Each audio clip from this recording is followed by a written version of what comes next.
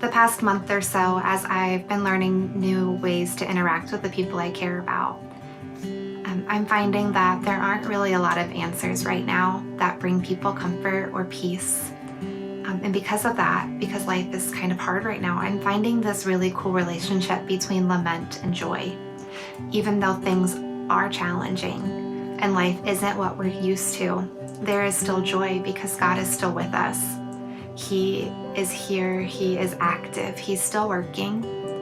And because of that, there's this incredible amount of joy that I can find. As I've been reading God's Word these last few weeks, I've been really touched by how strong God's promises are to people who are experiencing crises similar to our own. And I've been learning just how deeply God has designed us for community. While it's been a blessing to stay connected with people virtually, I'm learning just how valuable it is to be in the physical presence of other people. Lately, I've been having a hard time not having any control in what's going on and not knowing what's going to happen in the future. But I've been learning that God is trustworthy and that His plans for my life and for all of our lives are so much bigger than our situations today. In this past season, the Lord has been teaching me to hold loosely to my plans, my finances, and even my family, to really just lean into Him and trust Him, even if I don't know what the outcome will be. I've been challenged to give more of my resources and money, even though I may not know what's ahead, and to really reach out to the neighbors and the community around us. Whom have I in heaven but you? And besides you, I desire nothing on earth. My flesh and my heart may fail me, but God is the strength of my heart, and my portion forever. This is my go-to verse because it applies to when I'm in want and when I'm in plenty.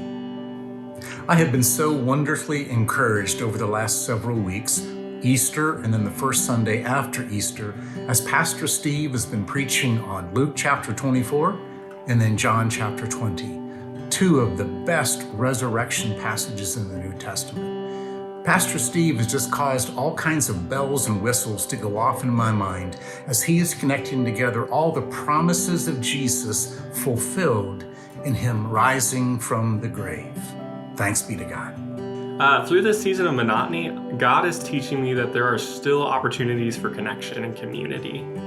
And I've been learning that through all these changes that God's people are resilient and that we can persist through anything. During this season, I've been learning more about how to pause when spending time with Jesus, pondering on the Word and reflecting on it, appreciating the privileges that I do have still in this stay-at-home order, utilizing the resources given to me from above, from Jesus, serving one another and enjoying the company of one another, although it may be from a distance.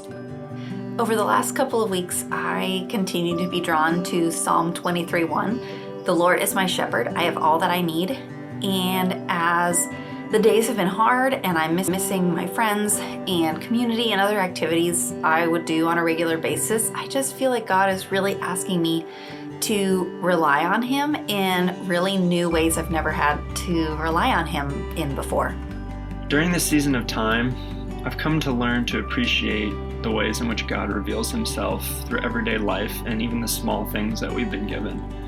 Being isolated and removed from the community has reminded me of how blessed I am in my normal life with the people and opportunities that I've been given, but also to appreciate that every second and every breath that we've also been given is a grace.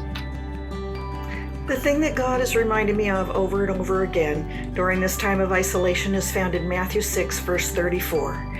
Give your entire attention to what God is doing right now and do not get worried about what may or may not happen tomorrow. God will help you deal with whatever hard things come up when the time comes.